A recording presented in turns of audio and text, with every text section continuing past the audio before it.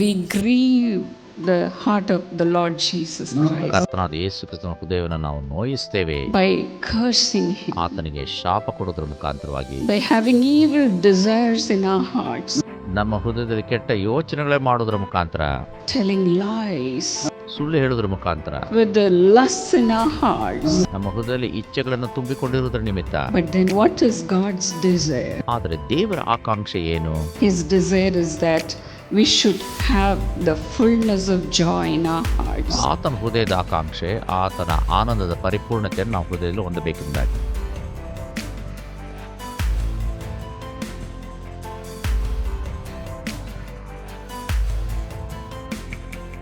Praise the Lord. ದೇವರಿಗೆ ಸ್ತೋತ್ರ. The Lord is going to turn all your sorrows into joy. ದೇವರು ನಿಮ್ಮ ಎಲ್ಲ ದುಃಖವನ್ನ ಸಂತೋಷವಾಗಿ ಮಾರ್ಪಾಡು ಮಾಡಲಿಕ್ಕಿದ್ದಾನೆ. That is the word the Lord has given me today. ಈ ರಾತ್ರಿ ದೇವರು ಅದನ್ನೇ ನನಗೆ ಹೇಳಿ ಕಳಿಸಿದ್ದಾನೆ. The Lord says in John 16:24. ಯೋಹಾನ 16:24ರಲ್ಲಿ ಕರ್ತನು ಹೇಳುತ್ತಾನೆ, Ask in my name ನನ್ನ ಹೆಸರು ನೀವು ಬೇಡಿಕೊಳ್ಳಿರಿ and you will receive, ನಿಮಗೆ ಸಿಕ್ಕುವುದು, and you may be filled with my joy in full. ಆಗ ನನ್ನ ಆನಂದ ನಿಮ್ಮಲ್ಲಿ ಪರಿಪೂರ್ಣತೆಯನ್ನು ಕೊಂಡು ತರುತ್ತದೆ. The Lord always gives us blessings in complete measure. ದೇವರು ಯಾವಾಗಲೂ ಸಹ ಆಶೀರ್ವಾದವನ್ನು ಪರಿಪೂರ್ಣವಾಗಿಯೇ ಕೊಡುತ್ತಾನೆ. He is not a God who gives us few things. ಆತನು ಕೆಲವು ಸಂಗತಿಗಳನ್ನು ಮಾತ್ರ ಕೊಡುವಂತ Our ದೇವರಲ್ಲ. God is not a stingy God. ನಮ್ಮ ದೇವರು ಜಿಪುಣನಾದ ದೇವರಲ್ಲ. He always blesses us with his abundance. ಆತನು ಪರಿಪೂರ್ಣತೆಯಿಂದಲೇ ನಮ್ಮನ್ನು ಆಶೀರ್ವದಿಸುತ್ತಾನೆ. He makes us to feast in his abundance. ಆತನ ಪರಿಪೂರ್ಣತೆಯಲ್ಲಿ ನಾವು ಸಂತೋಷಗೊಳ್ಳುವಂತೆ ಆತನು ಮಾಡುತ್ತಾನೆ. Today we are really going to celebrate Jesus. ಈ ದಿವಸ ನಾವು ಯೇಸುವನ್ನು ಆಚರಿಸಲಿಕ್ಕಿದ್ದೇವೆ. The Lord is going to feed every one of you. ಕರ್ತನು ನಮ್ಮಲ್ಲಿ ಪ್ರತಿಯೊಬ್ಬರನ್ನ ತೃಪ್ತಿಗೊಳಿಸಲಿಕ್ಕಿದ್ದಾನೆ. When multitudes came to Jesus, ಮಹಾ ಜನಸಮೂಹ ಯೇಸುವಿನ ಬಳಿ ಬಂದ. Jesus was moved with compassion for them ಯೇಸುವಿನ ವಿಷಯದಲ್ಲಿ ಕನಿಕರಪಟ್ಟನು, and he fed them. ಅವರಿಗೆ ತೃಪ್ತಿಪಡಿಸಿದನು. He took the bread and multiplied it. ಆತನು ರೊಟ್ಟಿಯನ್ನು ತೆಗೆದು ಅದನ್ನು ಅಭಿವೃದ್ಧಿಗೊಳಿಸಿದನು. He took the fishes and multiplied it. ಮೀನನ್ನು ತೆಗೆದು ಅದನ್ನು ಹೆಚ್ಚಳ ಮಾಡಿದನು. And the people were satisfied. ಜನರು ತೃಪ್ತಿ ಹೊಂದಿದರು. They didn't leave the place with hunger. ಅವರು ಹಸುವಿಂದ ಆ ಜಾಗ ಬಿಟ್ಟು ಹೋಗಲಿಲ್ಲ. They were not hungry. ಅವರು ಹಸುವಿಂದಿರಲಿಲ್ಲ. But then they were filled. ಅವರು ತೃಪ್ತಿ ಹೊಂದಿದರು. They were filled. ಅವರು ತುಂಬಿಸಲ್ಪಟ್ಟರು. Today also the Lord is going to fill you with his ಈ joy. ದಿವಸ ಕರ್ತನು ನಿಮ್ಮನ್ನು ಆನಂದದಿಂದ ತುಂಬಿಸಲಿಕ್ಕಿದ್ದಾನೆ. Do you believe that? ನೀವು ಅದನ್ನು ನಂಬುವಿರಾ? Hallelujah. Hallelujah, Hallelujah. Hallelujah. Let us all give praises to God. ನಾವೆಲ್ಲರೂ ದೇವರಿಗೆ ಸ್ತೋತ್ರ ಸಲ್ಲಿಸೋಣ. You will find your joy in the Lord. ನೀವು ಕರ್ತನಲ್ಲಿ ನಿಮ್ಮ ಆನಂದವನ್ನ The ಹೊಂದಲಿಕ್ಕಿದ್ದೀರಿ. word of God says, ಅಲ್ಲಿ ದೇವರ ವಾಕ್ಯ ಹೇಳುತ್ತದೆ, you will find your joy in the Lord, ನೀವು ಯೆಹೋವನಲ್ಲಿ ಉಲ್ಲಾಸ ಪಡುವಿರಿ, and I will cause you to ride in triumph on the heights of the land. ನಾನು ನಿಮ್ಮನ್ನು ಭೂಮಿ ಎತ್ತರವಾದ ಪ್ರದೇಶದ ಮೇಲೆ ಹತ್ತಿಸಲಿಕ್ಕಿದ್ದೇನೆ. And I will make you feast on the inheritance of your father Jacob. ನಿಮ್ಮ ಪಿತೃವಾದ ಯಾಕೋಬನ ಸ್ವಾಸ್ಥ್ಯವನ್ನು ನೀವು ಅನುಭವಿಸುವಂತೆ ನಾನು ಮಾಡುವೆನು. The Lord is going to make us eat the inheritance of our father. ನಮ್ಮ ಪಿತೃಗಳ ಸ್ವಾಸ್ಥ್ಯವನ್ನು ನಾವು ಅನುಭವಿಸಲಿಕ್ಕಾಗುವಂತೆ ದೇವರು ಮಾಡುತ್ತಾನೆ. He is going to fill with his fullness. ತನ್ನ ಪರಿಪೂರ್ಣತೆಯಿಂದ ನಮ್ಮನ್ನು ತುಂಬಿಸಲಿಕ್ಕಿದ್ದಾನೆ. Hallelujah. Hallelujah. Our Lord Jesus is our joy. ನಮ್ಮ ದೇವರು ತಾನೇ ನಮ್ಮ ಆನಂದವಾಗಿದ್ದಾನೆ. As in Genesis 15:1, ಆದಿಕಾಂಡ 15:1 ನಾವು ನೋಡುವ ಹಾಗೆ, our Lord is our exceedingly great reward. ನಮ್ಮ ದೇವರು ನಮಗೆ ಅಪರಿಮಿತವಾದಂಥ ಆಶೀರ್ವಾದ. He is the only one who can give us real joy in this world. ಆತನೊಬ್ಬನೇ ನಮಗೆ ಆನಂದವನ್ನು ನಮ್ಮ ಜೀವನದಲ್ಲಿ ಕೊಡಲು ಸಾಧ್ಯ. The Lord says in John 15:5, ಯೋಹಾನ 15:5 ಕರ್ತನು ಹೇಳುತ್ತಾನೆ, without me you can do nothing. ನೀವು ನನ್ನನ್ನು ಬಿಟ್ಟು ಏನೂ ಮಾಡಲಾರ್ರಿ. Without me nothing is possible for you. ನನ್ನನ್ನು ಬಿಟ್ಟು ನೀವು ಏನೂ ಮಾಡಲಿಕ್ಕೆ ಸಾಧ್ಯವಿಲ್ಲ. Let us not keep Jesus away in our lives. ಯೇಸುವನ್ನ ನಮ್ಮ ಜೀವಿತದಿಂದ ದೂರ ಇಡುವುದು ಬೇಡ. Today let us cry out to God, ಈ ದಿವಸ ದೇವರಲ್ಲಿ ಮೊರೆ ಇಡೋಣ, saying, Lord Jesus, you are my everything. ಕರ್ತನೇ ನೀನೇ ನನಗೆ ಎಲ್ಲವೆಂಬುದಾಗಿ ಹೇಳೋಣ. Come and fill my heart with your joy, Lord. ನಿನ್ನ ಆನಂದದಿಂದ ಬಂದು ನನ್ನ ಹೃದಯವನ್ನು ತುಂಬಿಸು. Help me to find your joy in my heart. ನಿನ್ನ ಆನಂದವನ್ನು ನನ್ನ ಹೃದಯದಲ್ಲಿ ಕಾಣುವಂತೆ ನನಗೆ ಸಹಾಯ ನೀಡು. Once in a big department store there was a huge sale. ಒಂದು ಡಿಪಾರ್ಟ್ಮೆಂಟ್ ಸ್ಟೋರಲ್ಲಿ ಒಂದು ದಿವಸ ಒಂದು ದೊಡ್ಡ ಜನಸಂದಣಿ ಇತ್ತು. And the publicity department in that store, they advertised so very well. ಪ್ರಚಾರ ವಿಭಾಗದವರು ಆ ಡಿಪಾರ್ಟ್ಮೆಂಟ್ ಸ್ಟೋರ್ ಬಗ್ಗೆ ಹೆಚ್ಚು ಪ್ರಚಾರವನ್ನು ಆ ಪಟ್ಟಣದಲ್ಲಿ ಮಾಡಿದ್ರು.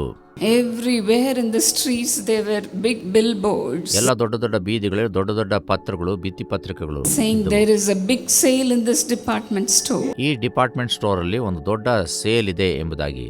And on this date come and have your things at cheaper rates. ಈ ದಿವಸ ಬಂದು ನೀವು ಕಡಿಮೆ ಬೆಲೆಯಲ್ಲಿ ನಿಮ್ಮ ವಸ್ತುಗಳನ್ನು ಕೊಂಡುಕೊಳ್ಳಬಹುದು ಎಂಬುದಾಗಿ ಜಾಹೀರಾತು. People rush to that department store. ಜನರು ಬಹಳ ವೇಗದಿಂದ ಡಿಪಾರ್ಟ್ಮೆಂಟ್ ಸ್ಟೋರ್ಗೆ ಬಂದರು. The store began at 8:30 in the morning. ಬೆಳಿಗ್ಗೆ 8:15 ಗಂಟೆಗೆ ಆ ಒಂದು ಅಂಗಡಿ ತೆರೆಯಲ್ಪಡುತ್ತದೆ. And even before that, early in the morning, people lined up before the door of that store. ಅದಕ್ಕಿಂತಲೂ ಸಹ ಮುಂಚೆ ಅಂಗಡಿಯ ಬಾಗಿಲಲ್ಲೇ ಜನರು ಸಾಲಾಗಿ ಬಂದು ನಿಂತಿದ್ದರು. Suddenly a small man, he was very short and he was trying to skip the line and go to the front line. ಇದ್ದಕ್ಕಿದ್ದಂತೆ ಒಬ್ಬ ಕುಳ್ಳನೆ ವ್ಯಕ್ತಿ ಆ ಸರದಿಯನ್ನು ಬಿಟ್ಟು ಮುಂದಕ್ಕೆ ಹೋಗಲಿಕ್ಕೆ ಪ್ರಯತ್ನ ಪಡುತ್ತಿದ್ದನು. And the man behind him kicked him back again.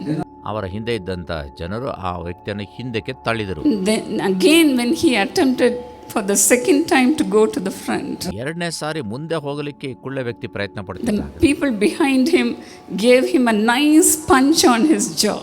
ಮತ್ತೆ ಹಿಂದೆ ಇದ್ದಂಥ ಜನರು ದವಡೆ ಮೇಲೆ ಸರಿಯಾಗಿ ಗುದ್ದಿದರು ಅವನಿಗೆ. They literally threw him to the back end of the line. ಆ ಸರದಿಯ ಕಡೇ ಜನದವರೆಗೂ ಸಹ ಇವನನ್ನು ತಳ್ಳಿಬಿಟ್ರು ಅಲ್ಲಿದ್ದಂಥ ಜನರು. And this man got very angry. ಈ ವ್ಯಕ್ತಿಗೆ ಬಹಳ ಕೋಪ ಬಂತು. He said to the last man who was standing at the end of the line, ಸಾಲಿನಲ್ಲಿ ಕಡೇ ವ್ಯಕ್ತಿ ನಿಂತಿದ್ದಂಥ ವ್ಯಕ್ತಿಗೆ ಈ ವ್ಯಕ್ತಿ ಹೇಳಿದ, one more time if these people hit me, I will not open the door. ಮತ್ತೊಂದು ಸಾರಿ ಜನರು ನನ್ನನ್ನು ಏನಾದರೂ ಹೊಡೆದ್ರೆ ನಾನು ಬಾಗಿಲನ್ನೇ ತೆರೆಯುವುದಿಲ್ಲ ಎಂಬುದಾಗಿ. Because he was the owner of that store. ಯಾಕೆಂದ್ರೆ ಆ ಡಿಪಾರ್ಟ್ಮೆಂಟ್ ಸ್ಟೋರ್ಗೆ ಇವನೇ ಒಡೆಯನಾಗಿದ್ದ. He was having the key to open that door. ಆ ಮಳಿಗೆಯನ್ನು ತೆರಲಿಕ್ಕೆ ಇವನ ಬಳಿಯಲ್ಲೇ ಬೀಗದ ಕೈ ಇದ್ದವು. People did not know that. ಜನರಿಗೆ ಅದು ಗೊತ್ತಿರಲಿಲ್ಲ. Without knowing that, they kicked him, they stamped him and threw him out. ಗೊತ್ತಿಲ್ಲದೆ ಅವನನ್ನು ಒದ್ದರು, ತುಳಿದರು, ಮತ್ತೆ ಹಿಂದಕ್ಕೆ ಬಿಸಾಡಿದರು. In the same way, without our knowledge, ಅದೇ ರೀತಿಯಲ್ಲಿ ನಮಗೆ ಅರಿವಿಲ್ಲದಂತೆ we grieve the heart of the Lord Jesus Christ ಕರ್ತನಾದ ಯೇಸು ಕ್ರಿಸ್ತನ ಹೃದಯವನ್ನು ನಾವು ನೋಯಿಸ್ತೇವೆ. by cursing him, ಆತನಿಗೆ ಶಾಪ ಕೊಡುವುದರ ಮುಖಾಂತರವಾಗಿ, by having evil desires in our hearts, ನಮ್ಮ ಹೃದಯದಲ್ಲಿ ಕೆಟ್ಟ ಯೋಚನೆಗಳೇ ಮಾಡುವುದರ ಮುಖಾಂತರ, telling lies, ಸುಳ್ಳು ಹೇಳುವುದರ ಮುಖಾಂತರ, with the lusts in our hearts. ನಮ್ಮ ಹೃದಯದಲ್ಲಿ ಇಚ್ಛೆಗಳನ್ನು ತುಂಬಿಕೊಂಡಿರುವುದರ ನಿಮಿತ್ತ We make God so sad, ದೇವರು ದುಃಖಾಕ್ರಾಂತರಾಗುವಂತೆ ಮಾಡ್ತೇವೆ. and without our knowledge, we kick Jesus out of our lives. ನಮಗೆ ಅರಿವಿಲ್ಲದಂತೆ ಯೇಸುವನ್ನ ನಮ್ಮ ಹೃದಯದಿಂದ ದೂರ ಇಟ್ಟು ಬಿಡುತ್ತೇವೆ. But then what is God's desire? ಆದರೆ ದೇವರ ಆಕಾಂಕ್ಷೆ ಏನು? His desire is that we should have the fullness of joy in our hearts. ಆತನ ಹೃದಯದ ಆಕಾಂಕ್ಷೆ, ಆತನ ಆನಂದದ ಪರಿಪೂರ್ಣತೆಯನ್ನು ನಾವು ಹೃದಯದಲ್ಲಿ ಹೊಂದಬೇಕೆಂಬುದಾಗಿ. And that too, the Lord says in John 15:7. ಯೋಹಾನ 15:7 ಆತನು ಹೇಳುತ್ತಾನೆ, If you remain in my word and in me, ನೀವು ನನ್ನಲ್ಲಿಯೂ ನನ್ನ ವಾಕ್ಯದಲ್ಲಿಯೂ ನೆಲೆಗೊಂಡಿರುವುದಾದರೆ, whatever you desire, it will be done to you. ನೀವು ಏನೇ ಬೇಡಿಕೊಂಡ್ರೂ ಅದು ನಿಮಗೆ ದೊರೆಯುವುದು ಎಂಬುದಾಗಿ. Look at the word remain. ನೆಲೆಗೊಂಡಿರುವುದು ಎಂಬುದಾಗಿ ನೀವು ನೋಡ್ರಿ ಆ ವಾಕ್ಯವನ್ನ. Remaining in his word ಆತನ ವಾಕ್ಯದಲ್ಲಿ ನೆಲೆಗೊಂಡಿರುವಂಥದ್ದು is a process, is a continuous process. ಅದು ಯಾವಾಗಲೂ ಇರಬೇಕಂತ ಒಂದು ಕಾರ್ಯ. We have to always remain in his word. ನಾವು ಯಾವಾಗಲೂ ಆತನ ವಾಕ್ಯದಲ್ಲಿ ನೆಲೆಗೊಂಡಿರಲೇಬೇಕು. Day and night meditating in the word of God. ಹಗಲು ರಾತ್ರಿ ದೇವರ ವಾಕ್ಯವನ್ನು ಧ್ಯಾನಿಸುತ್ತಿರಬೇಕು. This is the desire of the Lord. ಅದೇ ಕರ್ತನ ಆಕಾಂಕ್ಷೆ. For him to give us the joy in full always.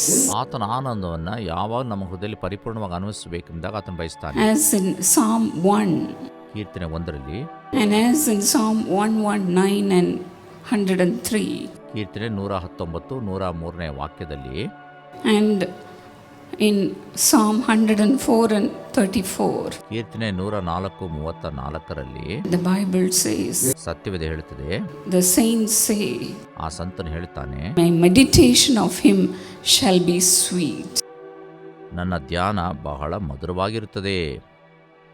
And I will be glad in the Lord. ನಾನು ಕರ್ತನಲ್ಲಿ ಯಾವಾಗಲೂ ಸಂತೋಷಿಸುತ್ತೇನೆ. My meditation of him will be sweet. ಆತನ ಜ್ಞಾನ ನನಗೆ ಮಧುರವಾಗಿರುತ್ತದೆ ಅನ್ನುತ್ತಾನೆ. Sweeter than honey.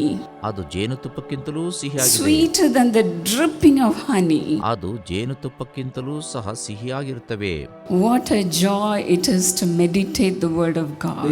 ದೇವರ ವಾಕ್ಯವನ್ನು ಧ್ಯಾನಿಸುವಂಥದ್ದು ಎಂತಹ ಅದ್ಭುತವಾದ ಕಾರ್ಯ. Once my cousin sister, she was reading the word of God in her own home. ಆಕೆ ಮನೆಯಲ್ಲಿ ಕಸಿನ್ ಸಿಸ್ಟರ್ ಒಬ್ಬರು ದೇವರ ವಾಕ್ಯವನ್ನು ಓದುತ್ತಾ ಇದ್ದರು. Her father did not like it. ತಂದೆಗೆ ಇದು ಇಷ್ಟವಾಗಲಿಲ್ಲ. He took the Bible from her ಆಕೆಯಿಂದ ಸತ್ಯವೇದವನ್ನು ಕಿತ್ತುಕೊಂಡರು and tore the pages of the Bible. ಸತ್ಯವೇದ ಪುಟಗಳನ್ನು ಹರಿದು ಬಿಸಾಡಿದರು. And he burnt the Bible. ಸತ್ಯವೇದನ್ನು ಸುಟ್ಟು ಹಾಕಿದರು. He was so angry with his own daughter. ತನ್ನ ಸ್ವಂತ ಮಗಳ ಮೇಲೆ ಅವರಿಗೆ ಅಷ್ಟೊಂದು ಕೋಪ. But then my cousin sister did not leave like that. ಆದರೆ ನನ್ನ ಕಸಿನ್ ಸಿಸ್ಟರ್ ಹಾಗೆ ಅದನ್ನು ಬಿಟ್ಟು ಬಿಡಲಿಲ್ಲ. She did not stop reading the word of God. ಸತ್ಯವೇದವನ್ನು ಓದುವುದನ್ನು ಅವರು ಬಿಟ್ಟು ಬಿಡಲಿಲ್ಲ. Somehow he got a new Bible. ಹೇಗೋ ಒಂದು ಹೊಸ ಸತ್ಯವೇದ ಸಂಪಾದಿಸಿದರು. And as soon as she got up, she wanted to read the Bible. ಎದ್ದ ತಕ್ಷಣ ಅದನ್ನು ಓದಬೇಕೆಂದಾಗ ಆಕೆಗೆ ಆಕಾಂಕ್ಷೆ. But then her father was watching her. ಆದರೆ ತಂದೆ ಇದನ್ನು ಗಮನಿಸ್ತಿದ್ರು. She did not know what to do. ಏನು ಮಾಡಬೇಕೆಂದ ಗೊತ್ತಾಗಲಿಲ್ಲ. She went to the restroom. ಆಕೆ ರೆಸ್ಟ್ ರೂಮ್ಗೆ ಹೋದ್ರು. She hid the Bible inside her saree. ಆ ಸೀರೆಯಲ್ಲಿ ಸತ್ಯವೇದವನ್ನು ಬಚ್ಚಿಟ್ಟುಕೊಂಡು ಹೋದ್ರು. And she was sitting in the restroom and reading the Bible. Rest room ಅಲ್ಲಿ ಕುಳಿತುಕೊಂಡು ಸತ್ಯವೇದವನ್ನು ಓದಲು ಆರಂಭಿಸಿದರು. She was going on reading and reading the word of God. ದೇವರ ವಾಕ್ಯವನ್ನು ಓದುತ್ತಾ ಇದ್ರು. And she said to us, ಆಕೆ ನಮಗೆ ಹೇಳಿದ್ರು, what a sweet time it is to meditate the word of God. ದೇವರ ವಾಕ್ಯವನ್ನು ಧ್ಯಾನಿಸುವಂಥದ್ದು ಎಂತಹ ಮಧುರವಾದ ಕ್ಷಣಗಳು. I did not want to stop reading the word of God. ದೇವರ ವಾಕ್ಯವನ್ನು ಓದುವುದು ನಿಲ್ಲಿಸುವುದು ನನಗೆ ಇಷ್ಟವೇ ಇರಲಿಲ್ಲ. That is the only joy I can have in this world. ಈ ಲೋಕದಲ್ಲಿ ನನಗಿರುವಂತಹ ಆನಂದ ಅದೊಂದೇ ಆಗಿದೆ. And today she is blessed by the Lord. ಈ ದಿವಸ ಕರ್ತನಿಂದ ಆಕೆ ಆಶೀರ್ವದಿಸಲ್ಪಟ್ಟಿದ್ದಾರೆ. The Lord gave her a wonderful husband who is loving her so much. ದೇವರು ಆಕೆಯನ್ನು ಪ್ರೀತಿಸುವಂತ ಒಬ್ಬ ಅದ್ಭುತವಾದ ಗಂಡನನ್ನು Who ಕೊಟ್ಟಿದ್ದಾರೆ. is loving the Lord. ಕರ್ತನನ್ನು ಪ್ರೀತಿಸುವಂತ ವ್ಯಕ್ತಿ And all her children today love the Lord. ಆಕೆ ಎಲ್ಲಾ ಮಕ್ಕಳು ಈ ದಿವಸ ದೇವರನ್ನು ಪ್ರೀತಿಸುತ್ತಾರೆ. And she is a strong prayer intercessor. ಆಕೆ ಬಹಳ ಬಲಶಾಲಿಯಾದಂತ ಪ್ರಾರ್ಥನಾ ವೀರಳಾಗಿದ್ದಾರೆ. Even today she comes to the Jesus Calls prayer tower and prays for others. ಇಂದು ಸಹ ಯೇಸು ಕರೀತಾನೆ ಪ್ರಾರ್ಥನಾ ಗೊಬ್ಬರಕ್ಕೆ ಬಂದು ಇತರರಿಗೋಸ್ಕರ ಅವರು ಪ್ರಾರ್ಥನೆ ಮಾಡುತ್ತಾರೆ. And through her I am touched, and from that day on I started to read the word of God more. ಆಕೆ ಮುಖಾಂತರವಾಗಿ ನಾನು ಮುಟ್ಟಲ್ಪಟ್ಟು ಅಂದಿನಿಂದ ನಾನು ಸತ್ಯವೇದವನ್ನು ಹೆಚ್ಚಾಗಿ ಓದಲು ಆರಂಭಿಸಿದೆ. The meditation of the word of God is so sweet. ದೇವರ ಧ್ಯಾನ ನಿಜವಾಗಲೂ ಸಹ ಮಧುರವಾದಂಥದ್ದು. And the Lord wants us to have this experience every day. ಕರ್ತನು ಇಂತಹ ಅನುಭವವನ್ನು ನಾವು ಪ್ರತಿನಿತ್ಯ ಹೊಂದಬೇಕೆಂಬುದಾಗಿ ಬಯಸುತ್ತಾನೆ. It's not enough only when we read the word of God when we have trouble. ನಮಗೆ ಸಮಸ್ಯೆ ಇರುವಾಗ ಮಾತ್ರ ಸತ್ಯವೇದವನ್ನು ಓದುವಂಥದ್ದು ಸರಿಯಲ್ಲ ಪ್ರಿಯರೇ. Young children, they read the Bible only when they have exams. ಯವನಸ್ಥರು ಸತ್ಯವೇದವನ್ನು ಓದುವುದು ಬರೀ ಪರೀಕ್ಷೆ ಹತ್ತಿರ ಬಂದಾಗ ಮಾತ್ರ. I have done that. That's why I'm telling this. ನಾನು ಇದನ್ನು ಮಾಡಿದ್ದೇನೆ, ಅದಕ್ಕೆ ನಿಮಗೂ ಸಹ ಇದನ್ನು ಹೇಳ್ತಿದ್ದೆ. They pray more only in the examination time. ಅವರು ಪರೀಕ್ಷೆ ಹತ್ತಿರ ಬರುವಾಗ ಮಾತ್ರ ಹೆಚ್ಚಾಗಿ ಸತ್ಯವನ್ನು ಓದ್ತಾರೆ. No, dear friends. ಇಲ್ಲ ಪ್ರಿಯ ಸ್ನೇಹಿತರೆ, God wants us to have this joy always. ಈ ಆನಂದ ಯಾವಾಗಲೂ ಹೊಂದಿರಬೇಕೆಂಬುದಾಗಿ ದೇವರು ಬಯಸ್ತಾನೆ. Even today, let us dedicate ourselves to read the word day and night. ಎಂದು ಸಹ ಹಗಲಿರುಳು ದೇವರ ವಾಕ್ಯವನ್ನು ಓದಲಿಕ್ಕಾಗುವಂತೆ ನಮ್ಮನ್ನು ನಾವು ಒಂದು ನಿರ್ಧಾರಕ್ಕೆ ಬರೋಣ. Then whatever we do will prosper. ಆಗ ನಾವು ಏನೇ ಮಾಡಿದ್ರೂ ಅದು ಸಫಲತೆಯನ್ನು ಕಾಣುತ್ತದೆ. Whatever we try to do, whatever efforts we make, the Lord will prosper that. ನಾವು ಏನೇ ಮಾಡಿದ್ರು, ಏನೇ ಪ್ರಯತ್ನ ತೆಗೆದುಕೊಂಡ್ರು ಕರ್ತನು ಅದನ್ನು ಸಫಲಗೊಳಿಸುತ್ತಾನೆ. Hallelujah. ಹಾಲೆಲೂಯಾ.